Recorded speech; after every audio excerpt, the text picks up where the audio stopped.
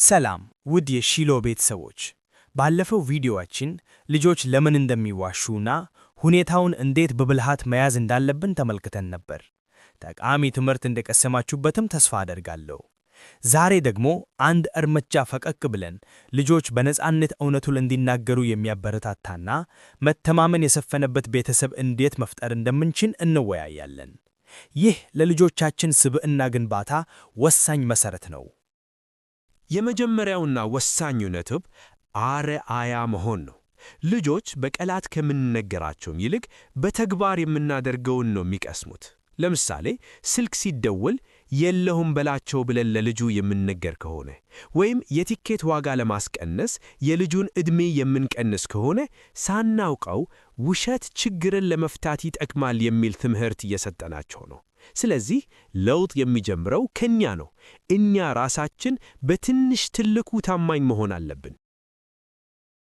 ሁለተኛው ነጥብ ቃላችንን መጠበቅ ነው። ለምሳሌ ይህንን ካደረክ መጫወቻ ቦታ ወስደሃለሁ ወይም እሸልምሃለሁ ብለን ቃል ከገባን ልጃችን ያዘዝነውን ሲፈጽም እኛም ቃላችንን በተግባር ማሳየት አለብን። እኛ ለልጆቹ የምንገባውን ቃል የምናቅል ወይም የምናጥፍ ከሆነ እነሱም ለቃል መታመን እንደማያስፈልግ ይማራሉ። መተማመን የሁለትዮሽ መንገድ መሆኑን አንዘንጋ።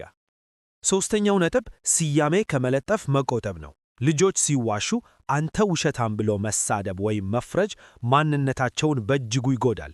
ይልቁንስ ትኩረታችን ድርጊቱ ላይ መሆን አለበት። ይህ የተናገርከው ነገር እውነት አይደለም ብሎ ማረም የተሻለ ነው። ምክንያቱም አንድ ልጅ ውሸታም እየተባለ ከተጠራ ያንን ማንነት አምኖ መቀበል ይጀምራል። ዓላማችን ስህተትን ማረም እንጂ የልጁን ማንነት ማበላሸት መሆን የለበትም። በመጨረሻም ልጆች እውነትን የመናገር ልምድ እንዲያዳብሩ እኛ ወላጆች ለምንሰጠው ምላሽ ትኩረት መስጠት አለብን። ባለፈው ቪዲዮ ለመጥቀስ እንደሞከርኩት አንድ ልጅ ጥፋት አጥፍቶ እንኳን ያጠፋውን ነገር ለመደበቅ ከመሞከር ይልቅ እኔ ነኝ ያጠፋሁት ብሎ በድፍረት ሲመጣ በቅድሚያ የምንሰጠው ምላሽ ወሳኝ ነው። ስለ ጥፋቱ ከመጮኻችን ወይም ከመቅጣታችን በፊት እውነቱን በመናገሩ ልናመሰግነው ይገባል። ይህን የምናደርገው ለምንድን ነው? ምክንያቱም ልጁ እውነትን መናገር ከቅጣት እንደሚያድነው ወይም ቢያንስ ክብር እንደሚያሰጠው ሲረዳ በቀጣይም ታማኝ መሆንን ይመርጣል። አንድ ነገር መገንዘብ አለብን ብዬ የማስበው ቤታችን በፍርሃት ሳይሆን በፍቅርና በመተማመን ሲገነባ ልጆች ለመዋሸት የሚገፋፋቸው ምክንያት አይኖራቸውም። ለቻናላችን አዲስ ከሆናችሁ ሰብስክራይብ በማድረግ ቤተሰብ ይሁኑ። ሐሳባችሁን እና ቀጣይ እንዲሰራ የምትፈልጉትን ርዕስ በኮሜንት አሳውቁን። እናመሰግናለን።